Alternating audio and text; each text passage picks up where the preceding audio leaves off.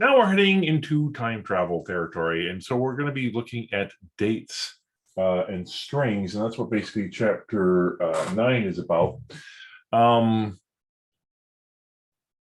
What I am going to do, this particular guy here is exercise 911, which is based pretty well on the code that you see on page 277. But if you just hang out long enough, you'll see it here too.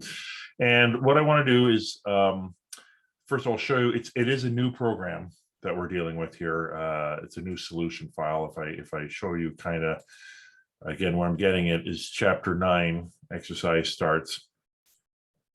But when I go and click on that, it's going to get, here's a date, here's another date. These two buttons don't do anything. And then this button basically exits. All right. So what we wanted to kind of do is look at this. And so this is basically a future date. And we just want to know how many days are between the future date and today. All right. So we're going to double click in here, and that creates our little event handler. Well, would have created our event handler, but they were kind enough to already create that for us. So first thing we kind of need to know is, well, how do we get today? How do we get today? And actually, I tell you what, one other thing you should do right away before we go any further is that when someone clicks that box, they're going to get a message box. So let's get the message box up. Let's get our output going here. I'm going to say today. All right, so there's my exercise. And again, looks like I'm slipping into old habits. .show.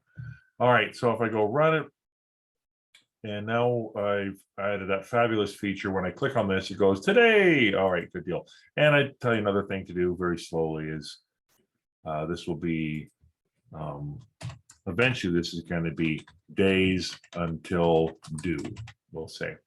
All right, and so when I run it again, we're going to go today, and it's got days until due. All right, good deal. So let's go exit. Now, let's go a little bit further with that, and let's get our today. How do we get today in this fabulous world? Almost every programming environment has a way to do this. We are now dealing with a brand new data type. We've been dealing with some, Booleans and some strings and some decimals and integers. There's a Boolean type called date time, which remembers the date and the time. And I'm going to basically say, I'm going to call it current date. And at that point now, this is now a variable that basically can handle the day. I'm going to assign it date time, which actually has the ability of saying what today is. All right.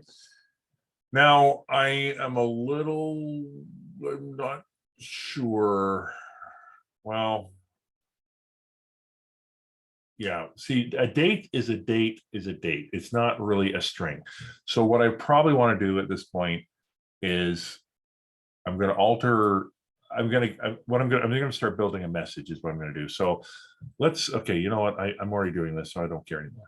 I'm just going to go message, create a string called message, which is going to be assigned nothing in the beginning. And let's also make that an assignment and not a slash.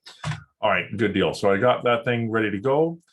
And there's my date time. And I think what I'm going to do is I'm going to go message is assigned current date. Now that is not going to work. You're going to see right away it's going to freak. It's freaking for the wrong reason there. But yeah, saying, look, you can't convert this. You can't just shove a date into a string, you moron. What are you trying to do? So instead, what we're going to do is we're going to use actually, I'll tell you what, just for giggles, I'm going to go and use a I'm just going to do it. To short date string. Okay, to short date string. There's a bunch of ways to convert the date to a string. There are format statements in the chapter. You might want to look at that if you want to control how the date looks. But at this, oh man, that was useful. But anyway, we're going to use this one here to match both the solution files and actually the requirements.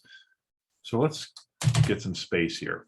Okay, so there's my input. This is sort of my processing and output. I'm going to go run. And if I go and I click on this, there's today's date.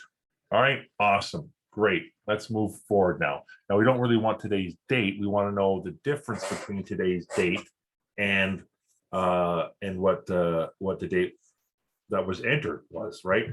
Well, the thing is, we don't actually have a date. We have a string. That's a string. You can tell that if you look at your properties. Well, yeah, it's just text. You don't have to tell it. It's just text. So we're going to have to go in here and convert that thing to a date. So here we're converting a date to a string. Now we're going to have to take a string and convert it to a date. So let's have fun with that. Let's go future date. Sure. So we're going to create ourselves a date time, which we're going to call future date.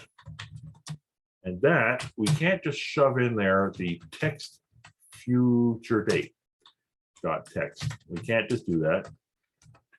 Again, how would I have known that, by the way, is I would have clicked on here and it would have eventually figured out what the thing was. Like, look at the name, whoever that was.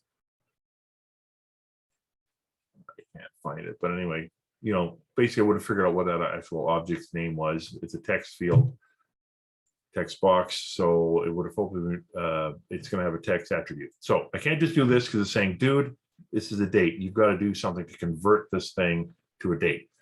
And just like date time is a very powerful object that knows what today is, date time, as does decimal, as does integer, date time also has a method.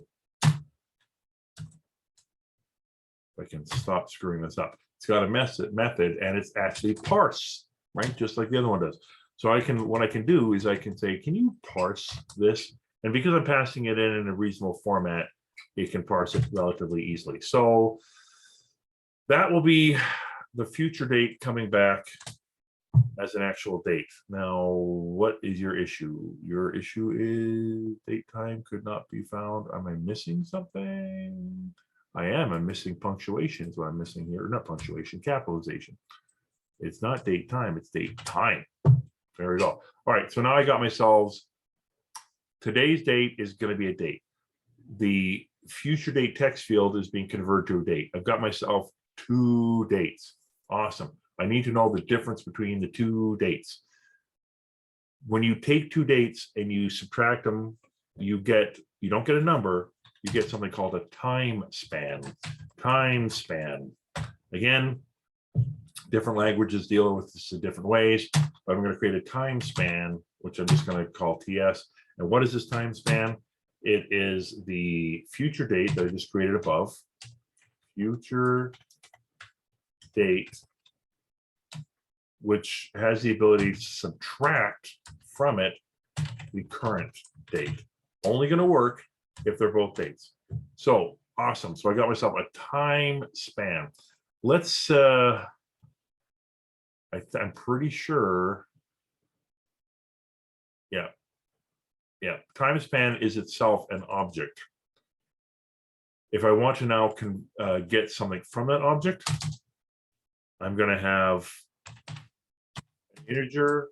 We'll just say days between. Oh no, the actual logic is days until due is what the actual logic is.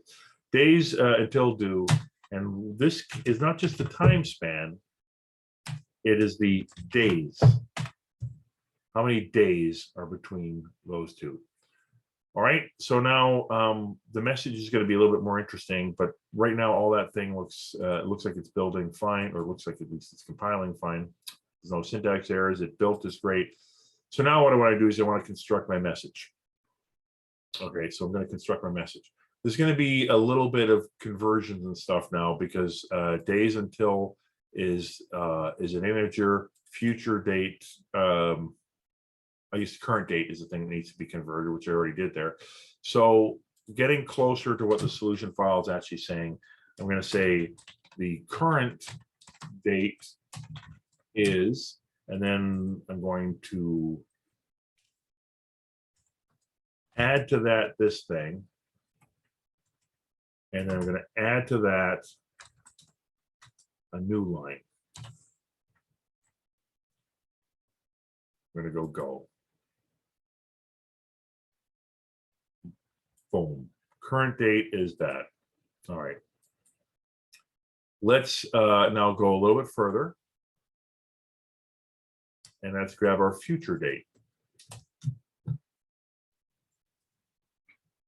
The future date is, and it's going to be the future date, which is a date time as well. And you know what? We don't want to have just a message being overwritten. It's going to be appended to. So let's go ahead and do this.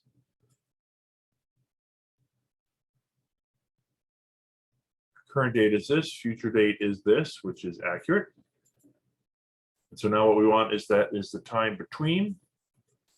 So I'm going to go message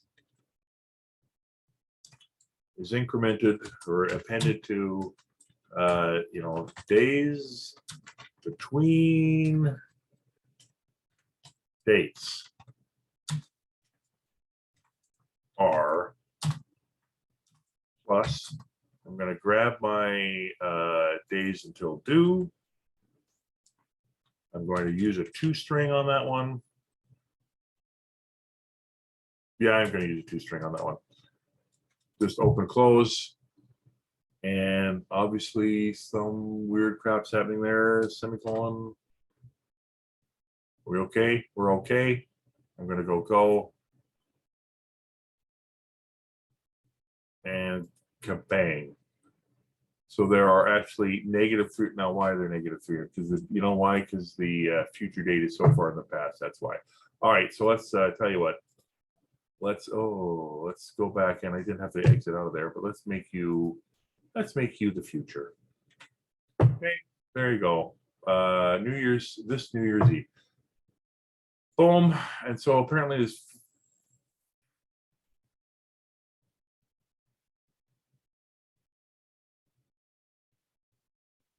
Oh, that's not this future's Eve. This is the problem with working in corporate America. I'm already thinking about 2022 at this point.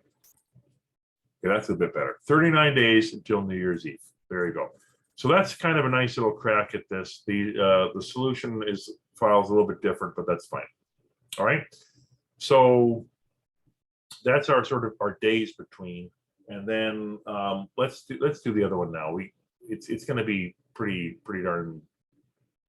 No, you know what? There's an interesting idea there. So no, let's digest this for a second.